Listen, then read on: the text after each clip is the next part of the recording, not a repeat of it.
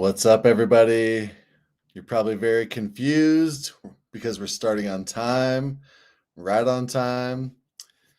Appreciate y'all being here. We got some good folks in the chat. We're going to give away a nice prize probably tomorrow. A lot of folks blow me up and they're like, I can't try it on the live stream because I don't have a channel. So we're going to let folks that just comment on the video be in the drawing. Pepe was here last week too. Appreciate you. Ione want to talk? Is that a Cutelaba reference?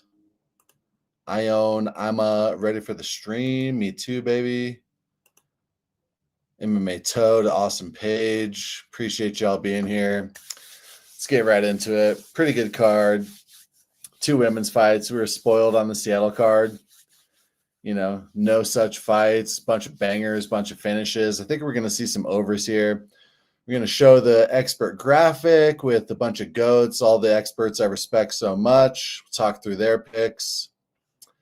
Going to get through detailed written breakdowns, and props came out tonight, so we'll talk through some risky props. So let's get into it. It's late. I'm a bunch of beers deep already. Got one of my Noche cups here. So this is the most sober I'm going to be. Enjoy it while you got it. It's going to get worse and worse as we go, but I think you'll enjoy the breakdown here. This written breakdown, this detailed analysis with Instagram links, UFC stats links, and all these blue links of the opponent's names are links to the full fight tape.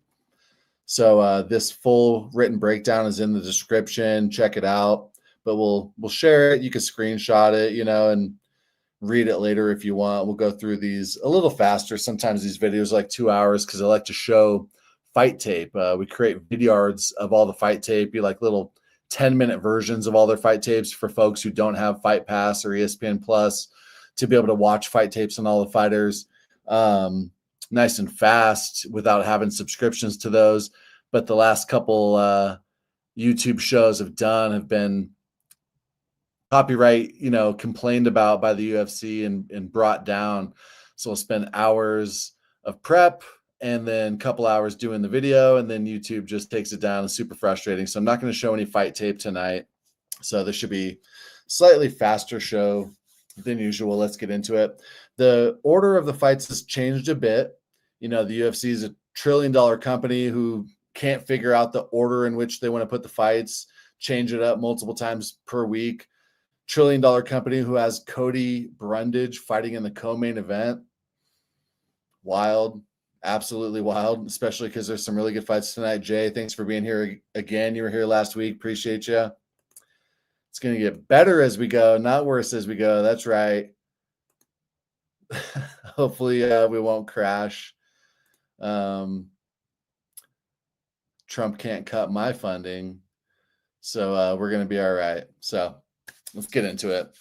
This is actually a super banger. I think now it's not the first fight on the card anymore like it was when I did these breakdowns. And the reason I didn't change it is because I've got, we make these graphic designs with all the fighters, all the, just the fight card itself. I'm going to try Tweaky. Appreciate you. It's a ton of work. You already probably know how much work goes into all the content on its own. And then just doing the video is even more work, but I want to try. I like chatting with you guys, I just like doing these, frankly. So I'm going to try. But so the reason I didn't change it is because I've got this graphic design already built out. And so I want to just do it in the order that I've got these expert picks, right? So we're going to go through the written breakdowns and the expert picks as we go. I think this is a close-ass fight. Charles Johnson, as you can see, is an incredibly popular, I want to say underdog because he started as an underdog. We actually parlayed him at plus 102. Now he's the favorite. Money's been pouring in on him. To me, this is like a dogger pass thing. I put out my picks on Instagram early in the week, and I picked Charles Johnson. I might switch tomorrow or Saturday morning and just pick Temirov. This is like a dogger pass situation. I think it's an incredibly close fight. Charles Johnson's probably more technical. They both have solid cardio. We've seen Temirov go late in fights, and he never looks gassed in round 3. But Charles Johnson nobody has better cardio than Charles Johnson, right? Um, yeah, that's a pretty good comment. Why did I start breaking down fights? During the pandemic when UFC was the only sport on, and I was spending like working from home. I went from being gone all the time to being home all the time. And I was sitting on my phone so much, listening to YouTube cappers breakdowns, and I'd just be laughing all the time. My girlfriend was like, "What's so funny?" And I'd be telling her, it's hard to explain, it's like a inside UFC joke. So like when we got started, we were doing all the breakdowns together. She still loves watching the fights and stuff, but like doesn't really enjoy doing the YouTube breakdowns because I could, just spit about these fights all day. Like I could just go off the top and just talk about these all day, but she always liked to do a ton of research to be knowledgeable. And so now she doesn't, really have an appetite for doing the breakdowns together. But I got into it, honestly, just as like a way to spend time with my girlfriend, crazy as that sounds. We were putting out incredibly good picks, crushed it in 2020 and 2021, started the Instagram, started the Patreon. But, if you go on the channel, like our earliest videos were us together just breaking down the fights, and it took a ton of work, and so honestly, crazy as it sounds, yeah, I got into it as a way to spend time with my girlfriend. Super wild. But now I'm kind of like addicted to it. On the weeks off where there's no UFC, I feel like super bored, almost lonely. Like I'm eager, like I like, listening to my favorite breakdown guys like Cody, Die Hard, Clint, and like I love listening to them, and I love doing these breakdowns, honestly. Like it's almost therapeutic. All the work that goes into these written breakdowns take about 20 hours. Like all the content combined takes about 50 hours, but it's almost therapeutic. So Charles got a far better resume here. Great cardio. He's a former LFA champ. He's well-rounded, right? And it's really heartbreaking because he's a good cardio guy who, like, round 3 Charles Johnson KO was like an auto bet for me for the longest time until he fought Joshua Van. And I was like, all right, I'm not going to bet Charles Johnson round 3 KO here because Joshua Van's the round 3 KO guy. Fucking, who would have guessed? That's when Charles Johnson gets his round 3 KO. But that's the type of fighter he is. He's not a starching KO power guy, even though that Joshua Van knockout was like a starching one-punch kind of uppercut KO knockout. He's an attritional KO guy just because he puts volume on you, his pace and his forward pressure and his cardio wears guys out. And that's, traditionally the type of guy I like to bet on. He's well-rounded. He's got decent wrestling, decent jiu-jitsu. He's just he's pretty solid. He's been pretty streaky. He went on a losing streak and then a winning streak, but I think he's very solid, right? So he's got, he's 17-6, finished over half those fights, 6 KOs and 4 subs, and he's never been finished. He's a pretty durable dude. In this fight, he's got a 7-inch reach advantage, pretty wild, and a 4-inch height advantage. I think even more money might pour in on him after the stare downs on Friday, right? Like people are going to see how big he is and money's going to pour in on him. We have him in a parlay at plus 102. Pretty happy about that, but it's like a ridiculously long, crazy parlay. It's plus 9, like it's like 100. No, like what is it? Like 100 to 1. Yeah, it's like plus 9988. It's like it's almost plus 10,000. It's 100 to 1 parlay that we put him in just to like show the Patreon like early leans. It's got a couple underdogs in that parlay, a couple future legs in that parlay. We're trying to build up the Bilal bank. We've got one juicy like plus 1,100 parlay with Danny Silva, who we'll talk about, and Bilal. We're trying to like fill up that Bilal bank. I think Bilal should be like minus 500, minus 600. So we've got him in one like crazy parlay that's never going to hit, that ends with Bilal as we just try to fill up that Bilal bank. But now Charles is the favorite. Let's talk about Temirov. He's undersized here, but he's often undersized. But he's still damn good. He looked really good against CJ Vergara, who's like a pretty durable stud fighter. We got Mexican Habib in the chat. He's just really freaking skilled on the feet. He throws nonstop power, but he doesn't gas. He's flashy, diverse, hands down. He's a fun guy. And he's got great footwork. He really cuts angles well. he's got like an incredibly like record-breaking striking defense. It's a small sample size. He's only had one UFC fight, but he was like impossible for CJ to hit. Back in the day on his regional tape, I used to think he was hittable because he's hands down and like he's kind of willing to take one to give one. But man, in the CJ fight, he was like incredibly tough to hit. So in this fight, he's going to be like diverse, moving around, throwing power. Charles Johnson is going to be moving forward, putting more volume on him. And it's just one of those fights where I expect it to go to decision. Ramazan could maybe get an early KO if he lands on him nice. Charles Johnson might be able to get like a round 3 KO, but again, Ramazan has solid cardio. So this is the type of fight I expect to go to decision. And it's like, is the Charles Johnson volume going to win out, or the Temirov power going to win out? That's why, as I mentioned, I think it's the dog or pass type of thing. Super tough fight to pick.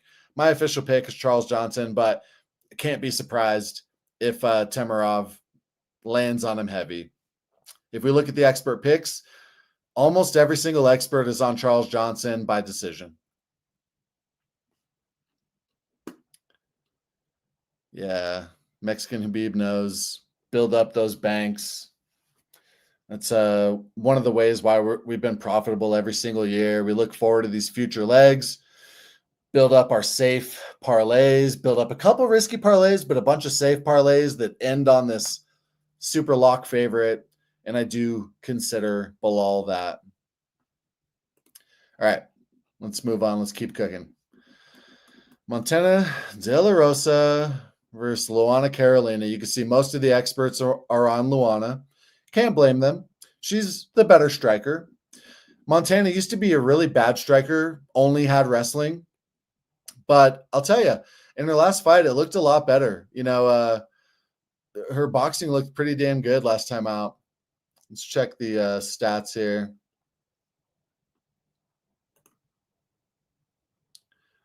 You know, Andrea Lee, it's challenging Andrea Lee. We'll talk more about her later, but she used to be only a striker. Surprise, you know, I don't want to go too deep into the Andrea Lee fight because we'll talk more about her. But Montana looks good in her fight against Andrea Lee. Her boxing looked really confident. She was actually sitting down on stuff, throwing with power. She wasn't just throwing arm punches. Like you could see she had her toes, legs, and ass and core into the striking. So Montana's improving. She's still pretty young. I'm going to go with Montana, the dog here. The reason is Luana has just such terrible get-ups. Luana actually has decent takedown defense, but when you get her down, she cannot get up. She's been taken down in 7 straight fights coming in, and she's only gotten up once. Literally, like that's insane, right? And she's been in like deep submission trouble a couple times. Sometimes like the round ends. Like, I don't want to say she was necessarily saved by the bell because it wasn't like she was about to tap and the bell rang, but she's in submission attempts that she can't get out of.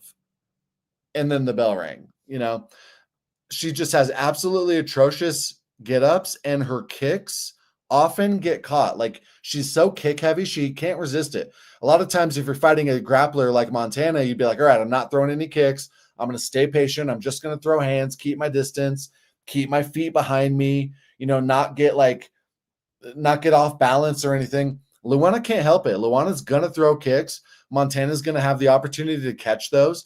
And in a 15-minute fight, she just needs 2 takedowns. If she gets 2 takedowns, she's going to win 2 rounds. So I think at these odds, you know, just as an underdog, I'm going to go with 2 straight underdogs. And yeah, I'm going to call Charles Johnson an underdog because I bet him as a dog. Montana's my second dog. It's not my fault that the line movement finally agreed with me and poured in on Charles. I'm on 2 straight dogs here. I'm on Montana to win a decision. Montana's got really good top control, really good ground and pound. Luana has terrible get-ups and terrible like just ground defense, both against the ground and pound and the submissions. So 2 straight dogs to start. Hope y'all appreciate that. Not just in here picking a bunch of favorites, but now let's talk about a favorite I'm on pretty confidently, Danny Silva. He's well-rounded. I think he's just better in all areas here. Let's look at the tape real quick. So, you know, Danny Silva, they're both pretty much equal height and reach. Danny Silva's 1 inch shorter in the reach, but he's younger. He's never been finished. Lucas Almeida, he's only been KO'd once, but I swear to God, this guy has durability and striking defense concerns. I'm pretty confident that Danny could knock him out or wrestle here. Danny Silva, good back takes when he does get people down, but mostly he just wants to firefight. And he's a patient, I call him a patient, technical, where is it at? Powerful striker. Until someone presses him, he's exciting. If somebody wants to press forward and get in the pocket with him, he will bite down on the mouthpiece and throw. And it's kind of, it might be how he loses at some point. It might be how he loses here. Almeida's got some power. Danny, it's kind of like he just gets stuck in the sand. He doesn't back out. He doesn't really answer the phone and get out of there. He literally just swings back. So, I respect that and I like that. It's going to get him into trouble at some point. I don't think it's really going to get him into trouble here. Lucas, solid striker. He looked really good against Mike Trezano, and that was surprising to me. I was on Trezano there. Trezano's now in BKFC, and Lucas showed some good cardio there. Good everything. He looked good there. He's got terrible ground game. He looked really susceptible to takedowns, couldn't get up, couldn't defend submissions, against Pat Sabatini. And Pat Sabatini is a good grappler, but I think it really exposed Lucas's ground game there. Overall, I just don't think Lucas has him beat anywhere. I think Danny could mix in takedowns. I don't think he's going to get a submission necessarily. He's never landed one in his 10 pro fights, but this might be his first one. We can we'll look at some risky props in a moment. Let's go ahead and check it out. So I'm on Charles Johnson by decision or round 3 KO.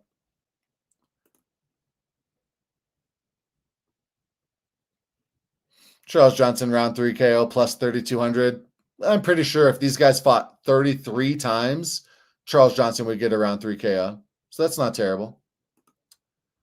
Montana by decision is probably going to be plus 140. Money's coming in on her. Holy cow. She was plus 130. Yeah, Montana by decision, plus 195. I like it. Danny Silva by submission. Let's just check it out just to see if we want to get frisky. Plus 800. I don't know. I'm not overly in love with that. I think he's going to starch Almeida on the feet. And to get, a minus 220 guy, that means he's 70% likely to win the fight. Plus 240, that means he only needs to get a knockout 1 in 3-ish times, less than that even, 1 in 3.5 times. I think Silva by KO is a plus EV bet. I think that's going to pay off. If they fought 3.4 times, I think Silva gets a KO, one of those 3.4 simulations. So I'm on the Danny Silva KO. Let's see what he is just inside the distance. Plus 155, I'm probably going to play that. It's pretty surprising, actually. The bookies know that Almeida has no ground game. For a guy who's never won by submission, for his KO to be plus 240 and is inside the distance to be plus 155, the bookies know Lucas Almeida has no ground game. Again, Pat Sabatini's pretty solid. We can't get too, we can't overreact too much. Pat Sabatini's a stud on the ground, but I'm pretty confident in Danny. So I've got a plus 1,100 parlay that's just waiting on Danny Silva and Bilal. And I'm really confident that's going to cash. All right. Andrea Lee versus JJ Aldrich. Make fun of me for not having a full ride up here. Listen, my mental health is important. Mental health is number one. Life is short. You only get one life. And doing tape on these fighters will take years off your life. So I don't really care what you have to say. I got to put myself first and my mental health first, my well-being first. And I don't want to spend a whole lot of time on this fight. I'll say this. Andrea Lee used to be just a striker with terrible ground game. In the Miranda Maverick fight, it was actually Andrea Lee who had the better scrambles. Andrea Lee's getting up there in age. JJ's decently well-rounded, not really great at anything, but decent everywhere. I understand why JJ is the favorite. JJ probably wins an incredibly boring decision. I won't know. I'll be outside with the dogs. But I think Andrea Lee's going to have some success in scrambles, might be better on the feet. I would bet overs. That's like typically what I would do here. I would just like parlay this fight to start round 3. I'm just a little worried that like at some point Andrea Lee's going to give up, for lack of a better term, and maybe get submitted. Like when someone just wants out of a fight, they get submitted. It happens if they just have no heart. It happens if they have no cardio. They're not going to get knocked out. They just roll over and give up a rear naked choke. So, not overly confident in anything here, but I'll probably maybe on like my second tier of parlays, the ones that you just hope hit. You don't need them to hit. You just hope they hit. I'll probably be on, this fight to start round 3. It's got to be like minus 700. Oh, yeah. I swear to God, that wasn't scripted. That was a total guess. JJ Aldrich to win by decision, probably minus 150, minus 135. Okay. Yeah, Andrea Lee by points plus 270. I think it's got a chance. FanDuel doesn't have like the split decision props. This fight to be won by split, it's probably just like plus 350.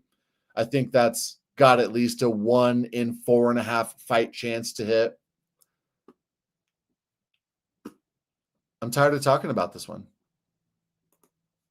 Let's see what the experts are on.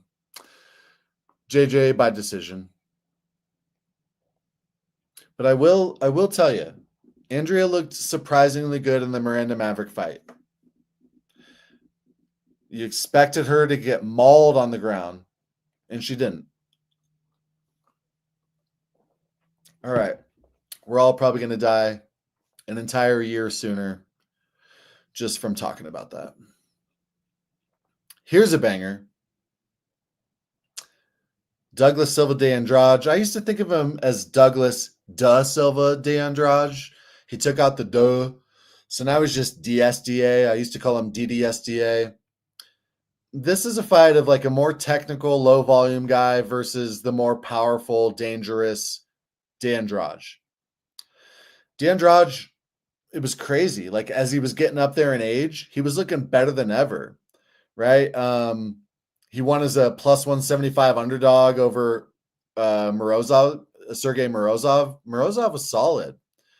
He won a decision over Cody Stamen, a very formidable Cody Stamen, again, as a plus 1, as an underdog in that fight, if I recall correctly. He lost a decision to Miles Johns, and that was the first time that we actually started to see him kind of look slow. This was the first time, I think he's 39. Yeah, I think he was 38 when he fought Miles Johns. It was the first time that he started to look slow. He's so good on the feet. He's so dangerous. Said Nurmagomedov, a great striker. He was hurting Said. Said was like shooting desperate takedowns. He's got solid 72% takedown defense. His striking is very basic, but I like that. I often say that, but it's not like a criticism. It's a kudos. What works in MMA is 1-2 combos, low kicks, 1-4s, a jab hook. And he's just really powerful, formidable, durable, and had surprisingly good cardio for a while there. Like he lost a decision to Laron Murphy, but it was decently close. He beat Renan Barão, but it was like, far past his prime, Renan Barão. He's dangerous. You can never really count him out. He's been coming through as a dog more often than not. If you just bet this guy as an underdog, you're profitable historically. John Castañeda, he's a little up and down. I can't really put my finger on him because sometimes like he just looks really smooth, technical, precise, fast, really good low kicks. He throws a ton of low kicks.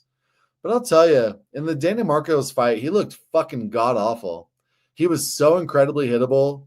Like, he does these stupid-ass stance switches where, like, there's no purpose to it. None at all. He doesn't move out of the pocket. It's not gaining him an advantage at all. He's not switching stances and throwing something. He's not switching stances and moving. He's literally just standing straight in the pocket, switching stances, and, like, does this stupid-ass little dance and gets popped like a Pez dispenser. Like the Dana Marcos fight was freaking embarrassing. Round 1, nothing really happened. That fight started out as a pick'em.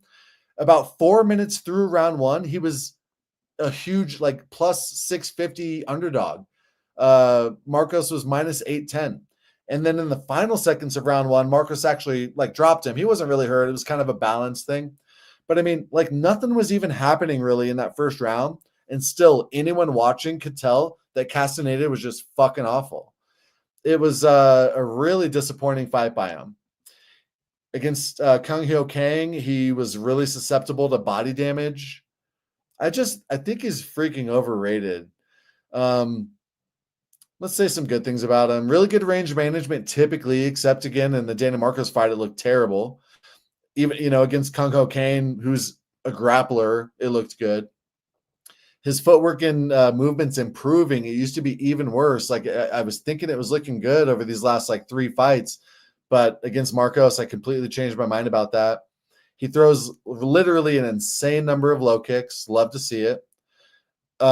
Historically, he would drop his hands really badly. Like he would drop his hands really low on the low kicks, but it looked a little better against Marcos. He was keeping his hands up a little bit. He's had some cardio concerns. It's kind of up and down. His cardio looked really bad against Daniel Santos, Daniel Marcos, and Kang Ho Kang, but it looked pretty good against Miles Johns. He likes to wrestle. He lands almost 2 takedowns per 15 minutes, but at only a 35% clip. And he's got pretty good takedown defense, but he's never really fought that many good wrestlers. Nathaniel Wood can wrestle. Miles Johns can wrestle a little bit. Kang Ho Kang, that's his path to victory normally is to wrestle. But, Castañeda just was able to out footwork him, look really good. But that's to be expected. Like if Kang can't get you down, you're gonna look really good on the feet against him. So to me, this is a tough one. Most of the experts are on Castañeda by decision. I am going to agree and pick Castañeda by decision, but I'm not going to have him in any bets. I can't even be confident in any props or any overs or anything here, because if Douglas wins, it's going to be early. If Castañeda wins, it's probably going to be by decision or round 3. Castañeda by decision is minus 120. Zero fucking chance in the world I'd ever touch that, even though that is my prediction for the fight. Douglas by points, plus 550. I think that's got a chance. He's just got to land 2 heavy punches in this fight, and Castañeda is going to fall over, pop right back up. Castañeda, even if he's not hurt, he just doesn't react well to punches sometimes. He kind of drops and scrambles and backs his way to the fence and then gets back in the fight. He's going to be doing the stupid footwork I was describing and getting popped. I mean, maybe I just do have to pick him because he's got a dope-ass nickname. I'll admit. Mexican Khabib here. Miguel is correct. But I think Douglas by decision has a chance. At these odds, if they fought 6.5 times, if they simulated this fight 6.5 times, could Douglas win one of those fights by decision? I think the answer is yes. I think that's a positive EV bet. Let's look at their submission props. So how many times has Castañeda been subbed? Never been subbed. And Douglas, even though he's Brazilian, he's got 10 times more KOs than subs. So I was thinking, that might be juicy, the plus 2,000 Douglas submission prop, but not on paper. Not on paper. It's not very likely. I think Douglas by split decisions, probably plus 1,600. I think that might be a good sprinkle bet. My official pick is Castañeda by points, but I do think a split could be pretty likely here. All right, let's keep going. Really wide line here, but I think Chepe gets it done. He was minus 350, and I was like, oh, whoa, holy cow, that's pretty wide. Ramos has fought a bunch of studs, and then ever since then, money's just poured in on him. Morgan. Chepe, Jose Mariscal, he beat Damon Jackson. He got a robbery win over Morgan Charrier. He won over Jack Jenkins, but that was a close fight. He hurt Jack Jenkins with the takedown. He beat Trevor Peak. and then a bunch of guys no one's ever heard of. He lost to Steve Garcia. He lost to Joe Anderson Brito. Lost to Bryce Mitchell. He did beat Yusuf Zalal, but that was a while ago before Yusuf Zalal made this like incredible resurgence. So that's a good ass win, I gotta admit. But mostly he hasn't really beaten anyone that great. And I think the Morgan fight was kind of a robbery. You know, Chepe was just nut hugging the whole time. Morgan was far better on the feet. But this is a fight between a very like gritty, durable, mean, good cardio, smothering Chepe Mariscal versus like the much prettier, smoother, more talented, better finisher Ricardo Ramos. Problem with Ramos is he'll land these sick-ass spinning back elbows, but he falls in love with them. Yeah, he's got 2 finishes by spinning back elbow, but he airballs like 2 per fight. He's like absolutely in love with them. He has started training with the Fighting Nerds recently, and they are freaking goated. So, I mean, maybe we just have to empty the bankroll on Ricardo Ramos because the fucking Fighting Nerds are like unbeatable lately. Solid takedown defense. I still think Chepe is going to get him down. Ricardo has some pretty bad durability concerns. He's been knocked out twice, but he's been hurt far more than that. He's had issues making weight in the past. So, like, I want to say Chepe decision, but I think a Chepe late finish is possible too. Let's look at like Chepe round 3.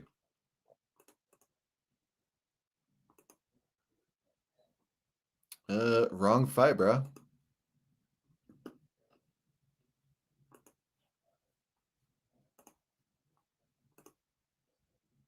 Jeopardy music. Chepe round 3 plus 550. Fuck off. 0 chance I would ever touch that. But that shows. That shows that the bookies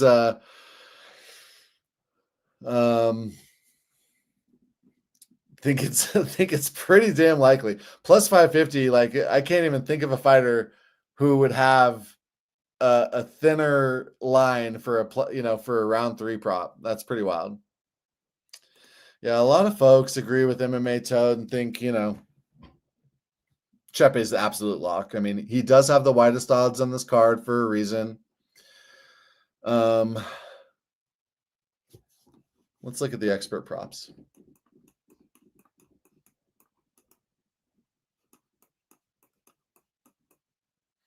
Not a single expert is on Ricardo Ramos. We got a couple picking KO round 3. Couple picking KO, including Uncle Weezy, who's absolutely goated. He had 2 sweeps last year.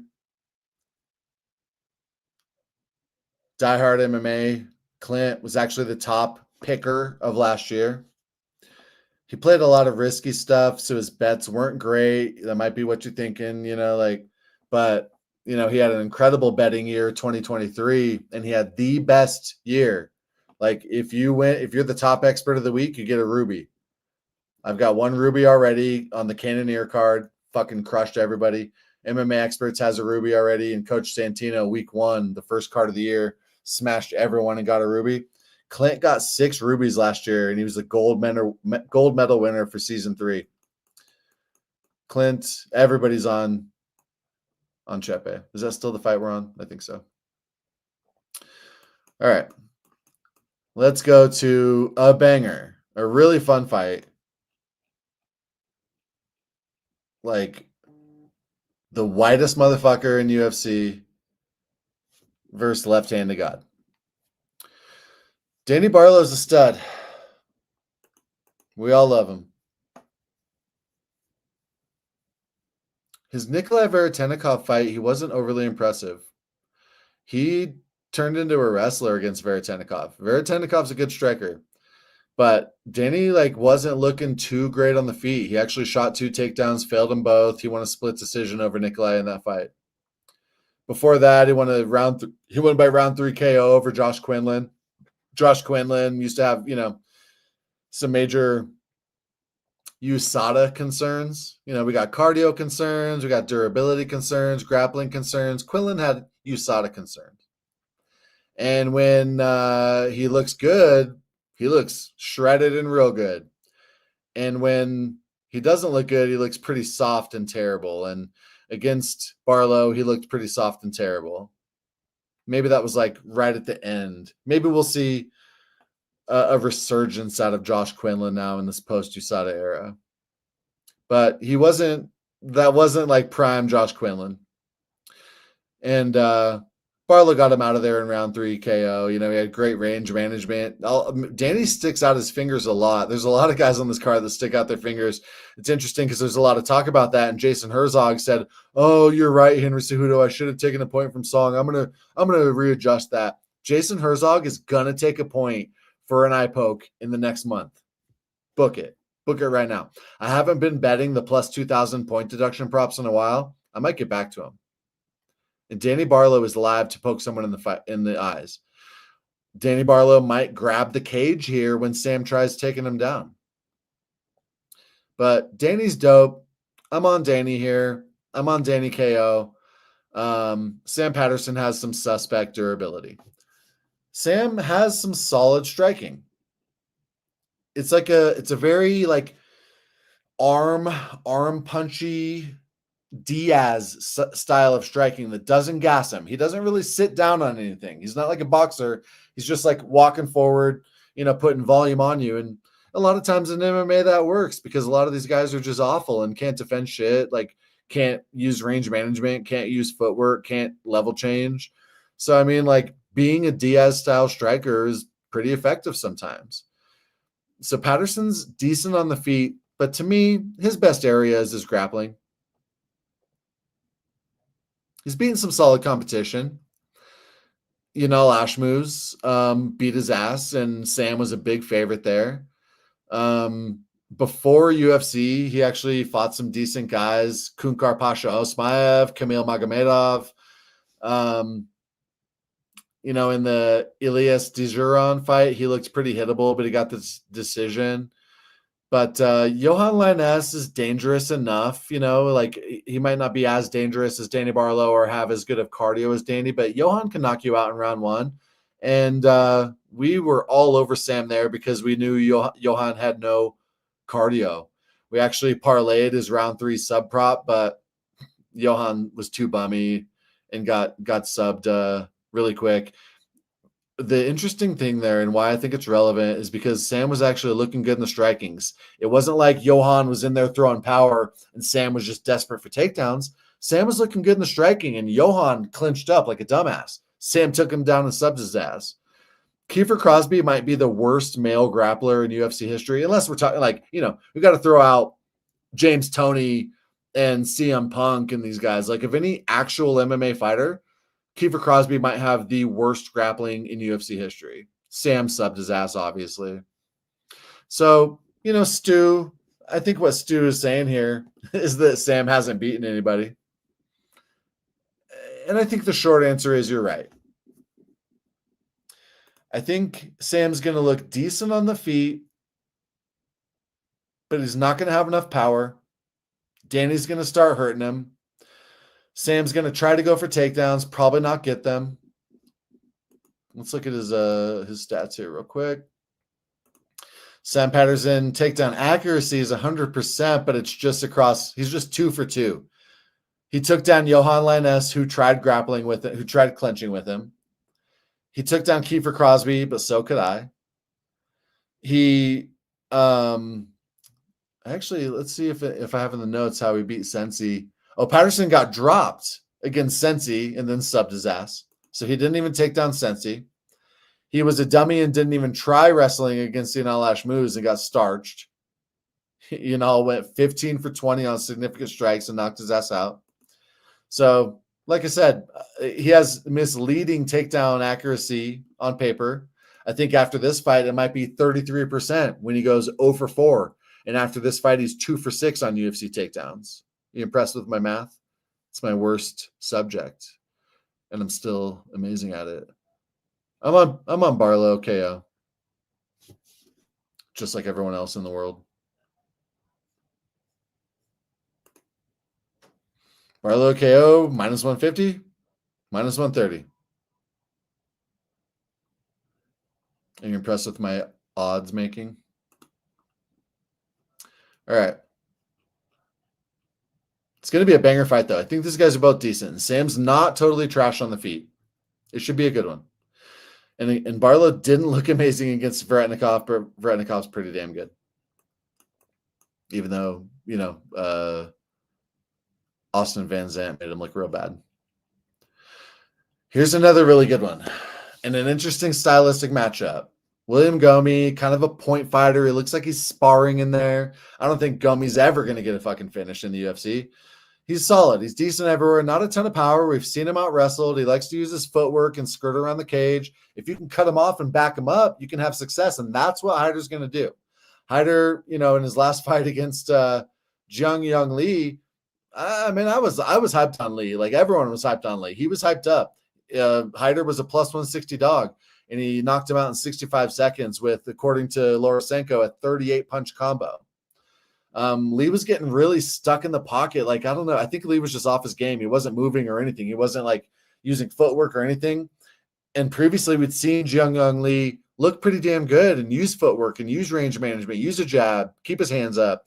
And he was just stuck in the pocket with his hands down. And Hyder, it was ugly. It wasn't even a pretty knockout. Hyder was a very square, throwing like bitch-ass arm punches, not moving his head at all, and just landing everything on Lee. Even though, it's hard to say a 65-second knockout's not impressive, but it wasn't impressive to me. Like, Lee just looked trash there. But Fernie Garcia is a very technical striker with some solid power, and Hyder was doing a nice job there. He ended up getting the round 2 KO, and he was landing solid volume. It was a good one.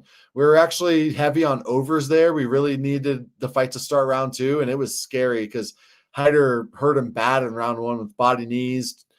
Fernie kind of crumpled. Hyder was about to get the rear naked choke. Hyder had the body triangle in, and then, it was scary. Then they get up to the feet, and Fernie hurts Hyder bad. Like, it was a very exciting fight. Like, round 1 was wild. One of the best rounds you'll see. So we saw some good things from Hyder there, but some concerns, right? Like, most of the fight there, he had good range management, but once he had Fernie hurt, he got incredibly reckless and irresponsible. He's a Kron Gracie BJJ guy, but he's a Diaz homie as well, so he's pretty solid on the feet. But I do think his entries are really predictable, no head movement. He throws like ugly naked low kicks. When he gets somebody hurt, we saw it in both of his last fights. All of his striking defense goes out the window. So Hyder's like the more gritty, powerful, meat and potatoes wrestler, boxer, strong guy. Gomis is the much more technical, polished, point fighting, sparring style striker. And I'm on Gomis to win a decision here. Gomis got 3 inches of reach, 2 inches of height.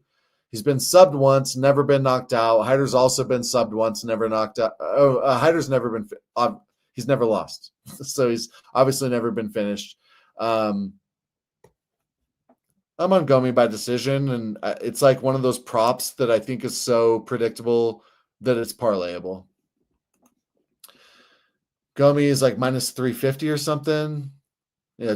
Minus 205. Maybe I'm just misremembering that. I don't think money's poured in on Hyder or anything. I would say Gomis' decision props probably only minus 130, even though his money line's only minus 205. His decision prop is probably not even much different than that. Gomis by points, a bet a pick 'em. I think that's worth a straight bet, and I'll probably straight bet that, and maybe even parlay that in something.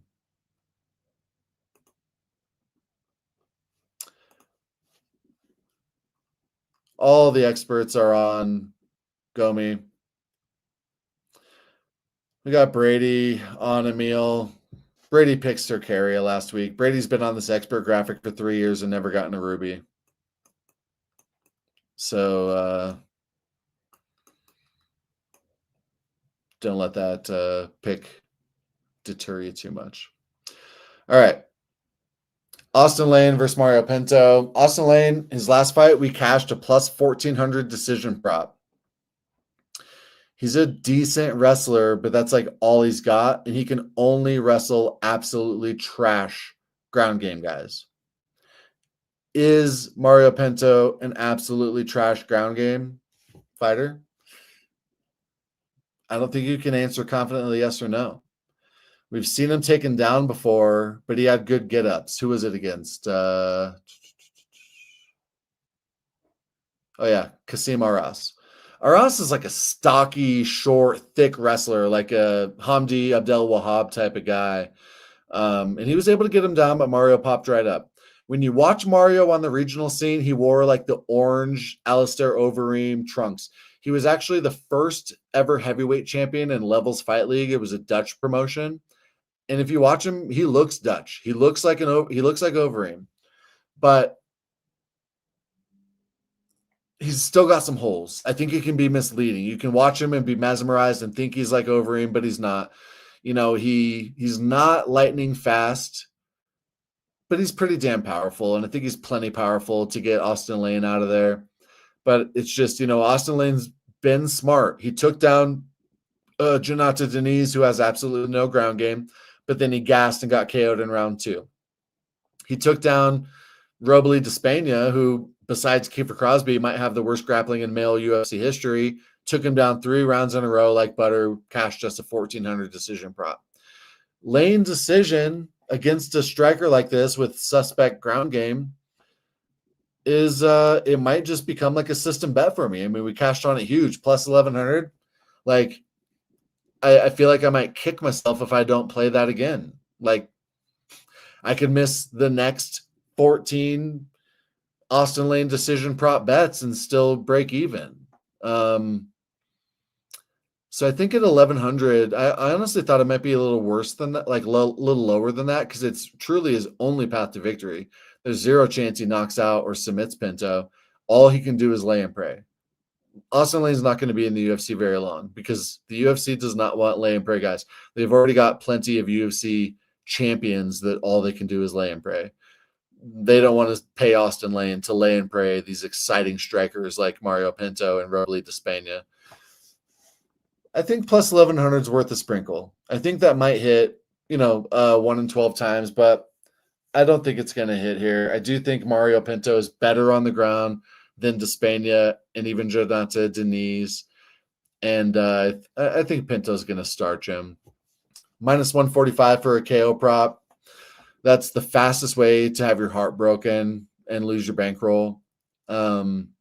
These fights where, so like what's the fight to go to decision must be minus 200.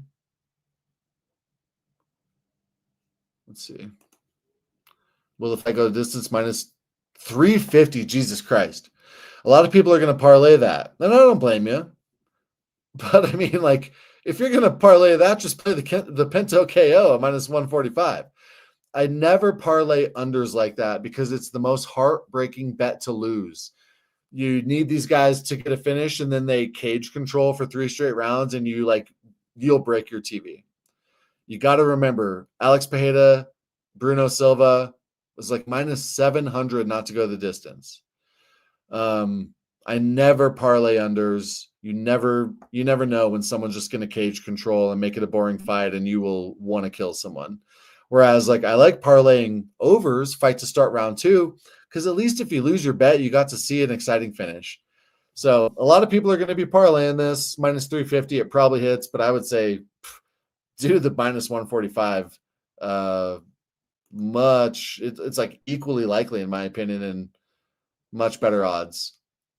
Mario Pinto's got 5 KOs, only 1 sub. Austen Lane, all 4 of his losses. So I wonder if all 5 of his losses are by KO. I gotta look at Tapology and get through their fucking pop-up ads.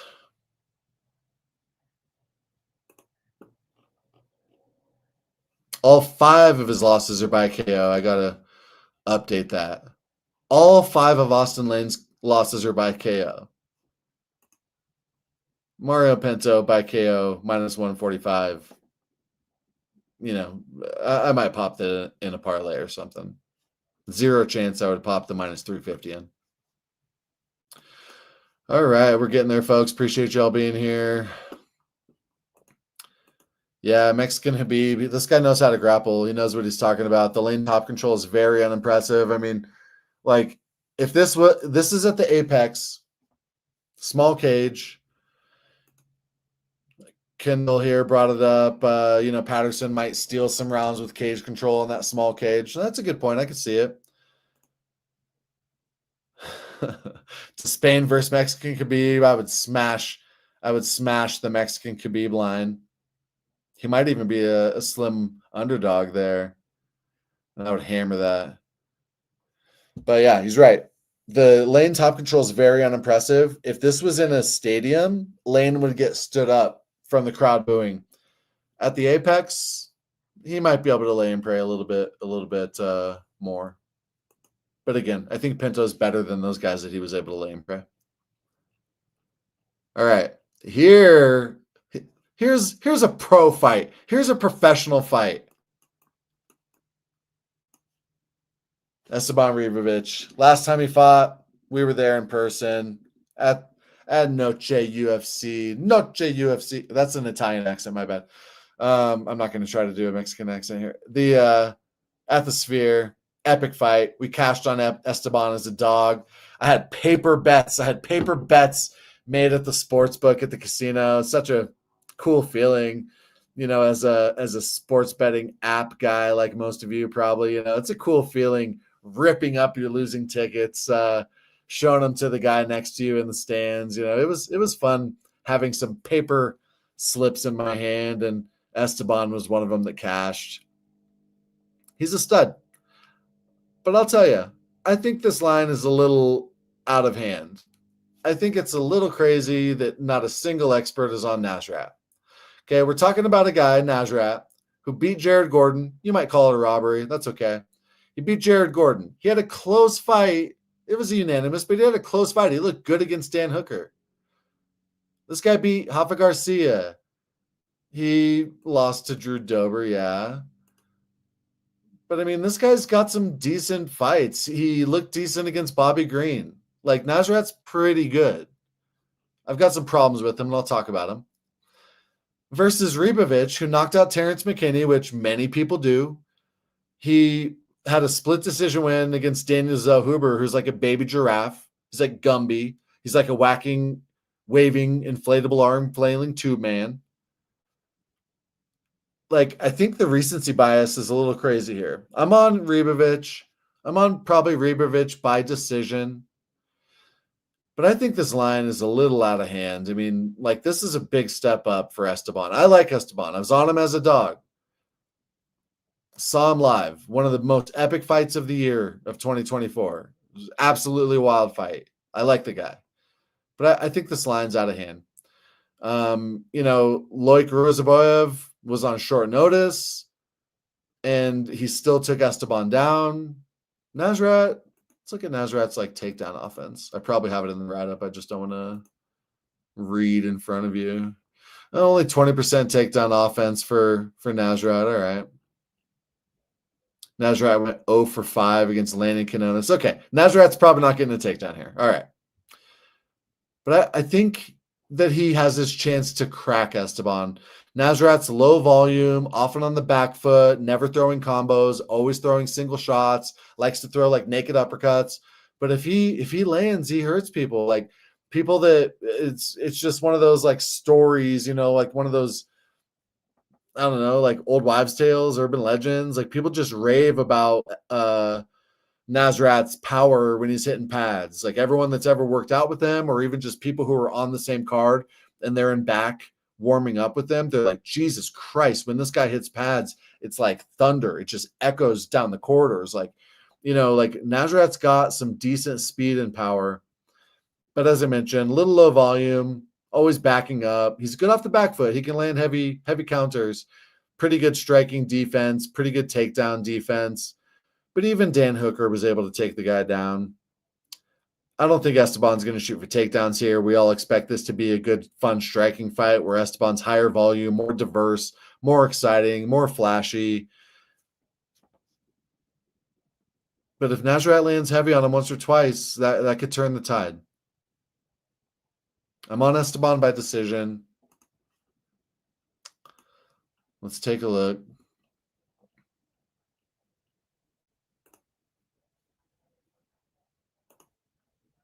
Plus 115. I'm not going to be playing that.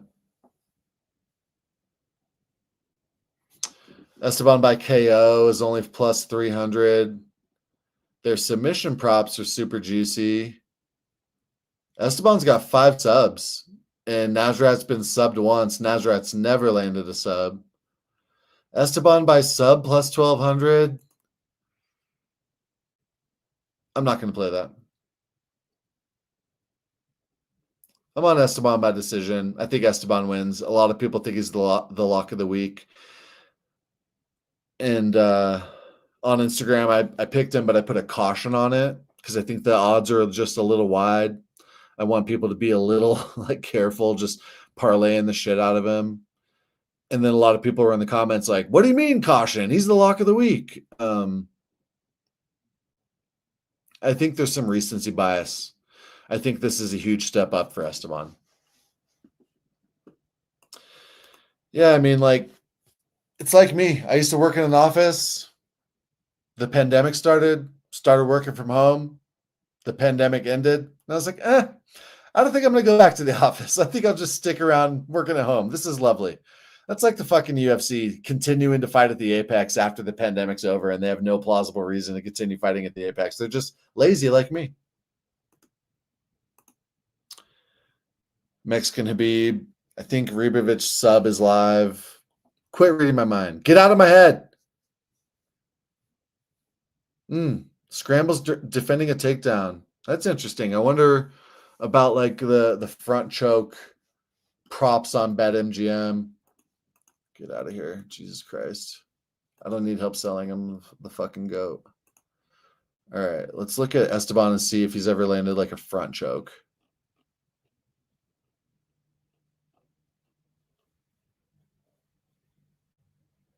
Great job. Thanks so much, Topology. Submission. I guess I'll have to watch that fight. Let's watch it real quick. Let's go ahead and get this video taken down by YouTube.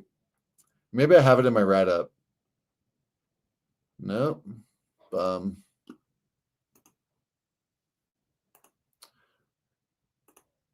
Cage clinching.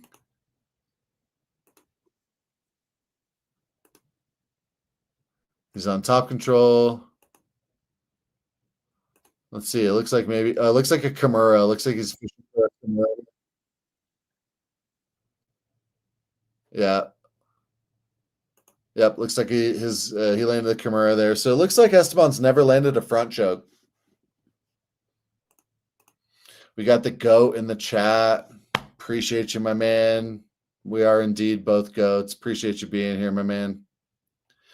Me and this guy have watched some fun fights together in real life. And this guy's a hell of a picker.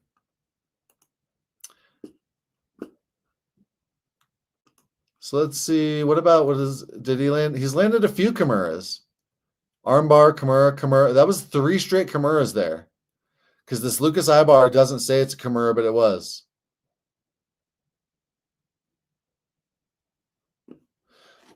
Let's take a peek. Let's see. Let's check out the old BetMGM.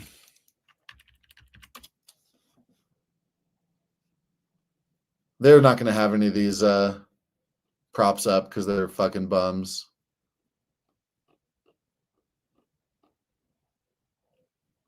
Who am I talking about? Esteban Ribovics. Fight props, method, exact method.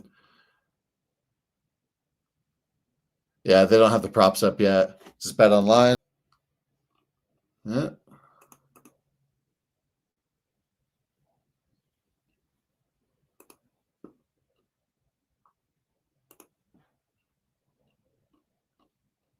Esteban Ribovics.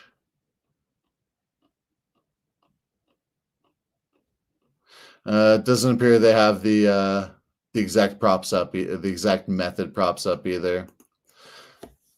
Esteban by Kimura might be worth a look, but I don't know. I'm trying to get less insane with my props. We've only played a couple of those exact methods lately, and we hit multiple. Luque by Anaconda, which bum ass Mark Smith called a Darce choke. because he doesn't know jiu-jitsu. Darce choke is when the arm is in on the arm side. The anaconda is when the arm is in on the anchor side over here. Like a Darce choke and an anaconda choke are like an arm in guillotine. Whereas if neither arm is in, then that's a ninja choke. A ninja choke is like a guillotine, but instead of having your hands locked, you're on the anchor arm. A Darce is when the arm's in over here. Anaconda is when the arm's in over here. It was an anaconda choke, but bum-ass Mark Smith doesn't know, and he just, he only knows. Fuck Mark Smith, I swear to God. Every week he ruins people's bets, but BetMGM cashed the anaconda for me, so whatever. But so trying to be more selective with those exact method props.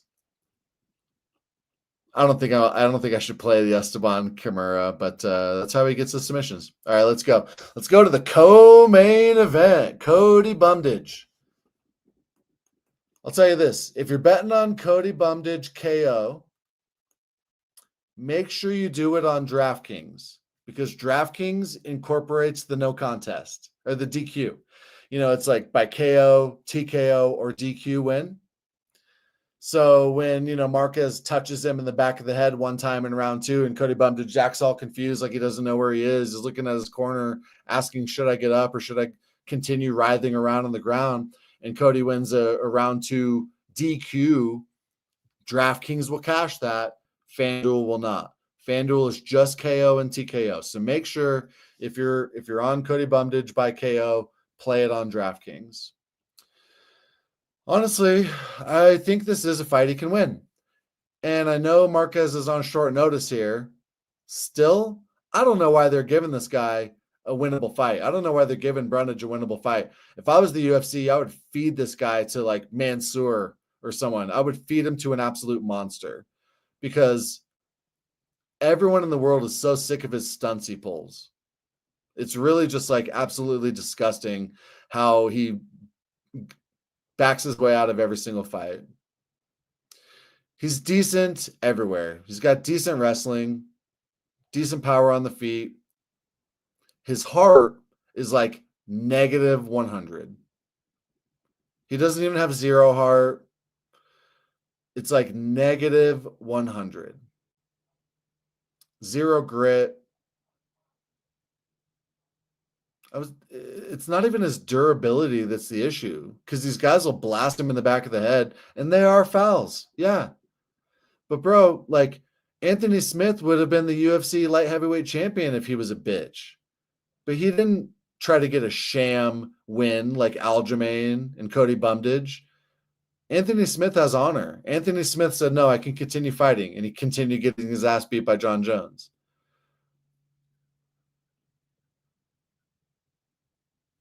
Like, there's supposed to be a level of honor in this game. And Cody doesn't display that. And he seems like a pretty chill guy. Like, I hate to hate on him. He's decent everywhere, and I'm picking him as an underdog here. The problem is, like, he's had guys beat and then, like, loses. Like, against William Knight, he had William Knight flattened out with back control 45 seconds into the fight, and he ends up getting knocked out. He's really, really hittable on the feet. Marcos, I used to consider Marcos like a pretty gritty, durable guy who could be coming back from losing. He could come from behind and get the win. I don't really feel that way anymore. He's got 3 straight knockout losses, a 20-second KO, round 2 KO against Marc-Andre Barrio, who's not like a starching finisher. Round 1 KO against RoboCop. No hate there.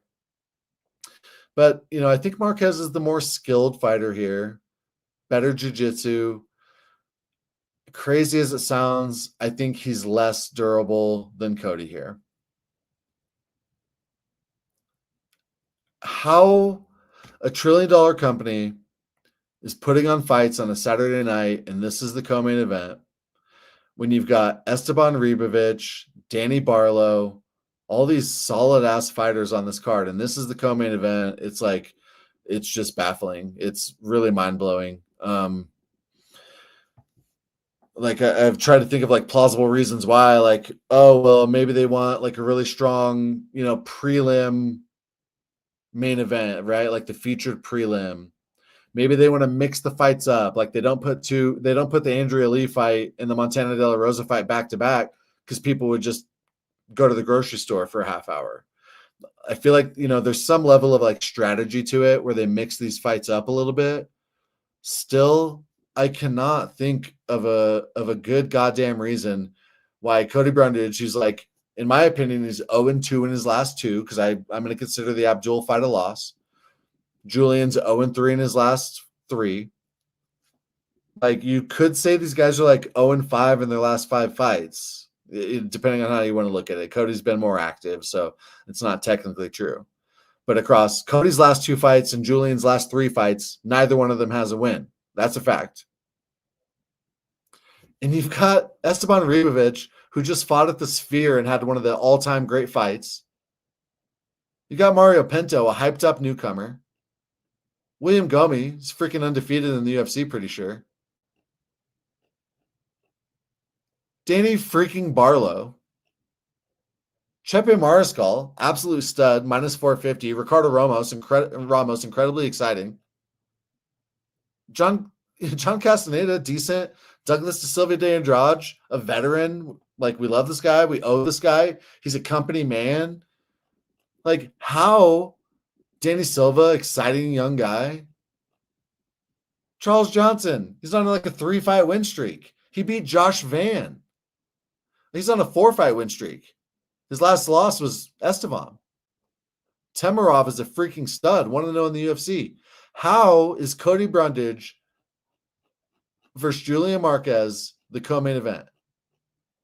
What are they ranked? Number 57 and number 70 middleweights.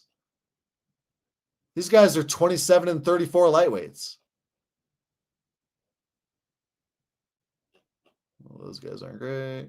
Number 22 and number 55 featherweights. Somebody please tell me. Number 42 versus ranked 28. Chepe is the 28th ranked featherweight. Like, we've got some guys who are actually ranked fighters on this card. Crazy. UFC actually putting ranked fighters. There's only a couple of them on this card. Charles Johnson, he's ranked. He's in the top 15. He's number 14. How is no contest Cody Brundage, 0-3 in his last 3 Julian Marquez, Miley Cyrus fan, how is this the co-main event? It's just like, I don't even know the word for it. Like, I want to say lazy. I want to say disgusting. Like, how? Like, it's like irresponsible. It's like insulting. How is this a co-main event? Let's move on. A lot of the experts are on the underdog Cody, and I'm sure they all barfed.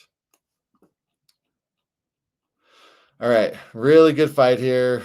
Ranked number 7, ranked number 9 flyweights, Manel Cap. Most of the experts are on Manel. I picked Asu.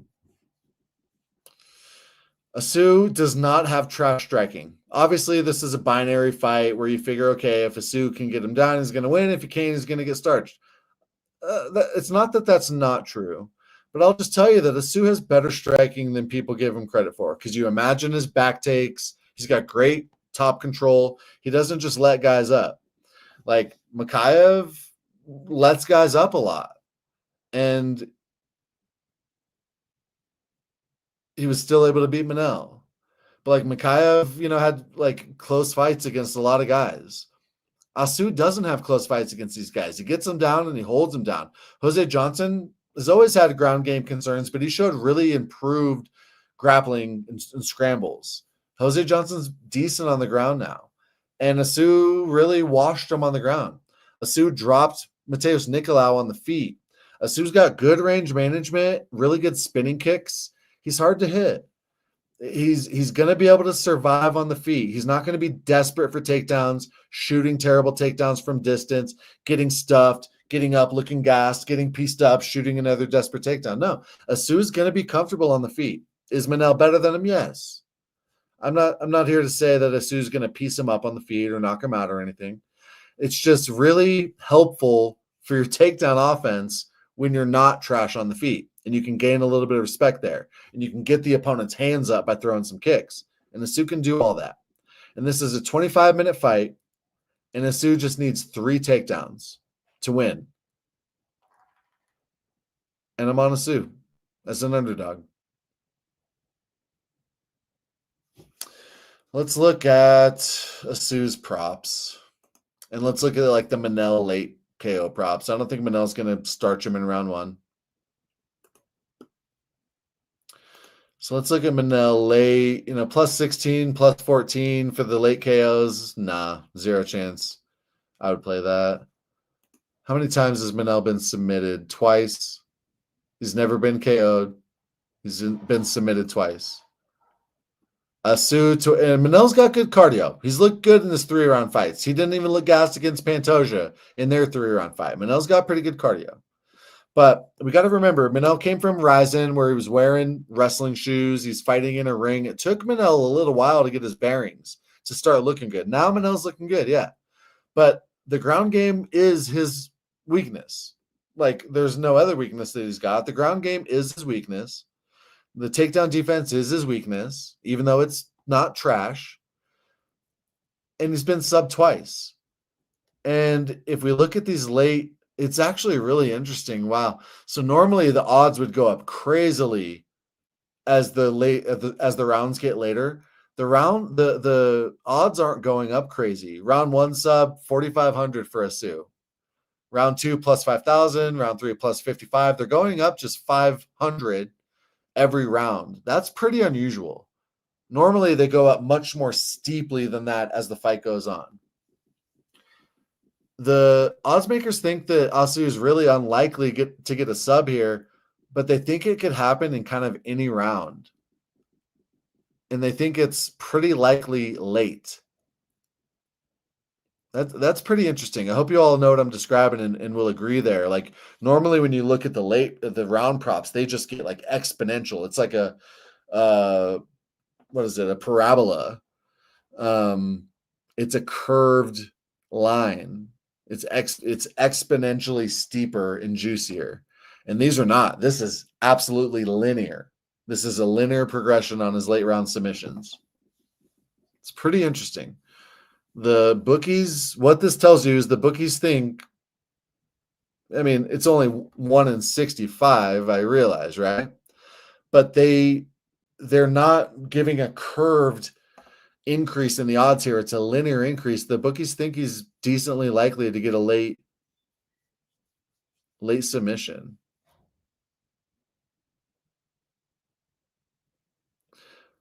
But it's pretty juicy to me. I think 65-1 for a round 5 Asu submission is worth a poke.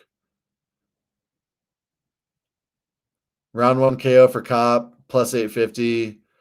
I don't really think that would happen. I think it would be in the middle rounds, 3-ish. I think 2, 3, 4 is how I would go about it. If you play that KO round combo, it's probably just going to be like plus 350 if I had to guess. Let's see. Method around combo. It's like, what is it? So KO round combos. So I'm looking at the 2, 3, 4. I'm guessing it's like plus 350, plus 400. Plus 380. Who's the fucking GOAT? I can't really take too much credit. I was basing it off those what we were just looking at.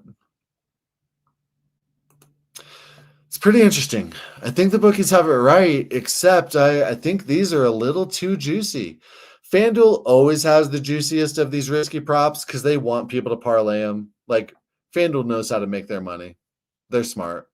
And they get people to play these and parlay these with another risky prop. And so FanDuel like invites the action on these really crazy risky props. If you play these crazy risky props, you got to just play them straight. I think a late Asu submission I might end up getting to. So let's see, like, Asu submission around 3, 4, 5. I think it's probably like plus 2,000. Plus 27. Oh, no, that's Manel. Asu 345. Oh, I said plus 2,000. It's plus 2,400. I might touch that. All right. Appreciate y'all being here. I haven't got a comment in a few minutes, so I hope this stream didn't get shut down. I only showed 3 seconds of tape of Esteban Ribovics getting the Kimura. So before I end it, I'll write down everyone's names, get you all in the drawing for the Roy Jones Jr. glove and another prize that I got to figure out. I got a crate full of UFC signed shit and boxing shit signed. So we'll get a juicy prize for the winner. I'll do the drawing on the Instagram story tomorrow. Hope you all had fun and learned something. Got to laugh. Appreciate y'all being here. See y'all soon. Bye.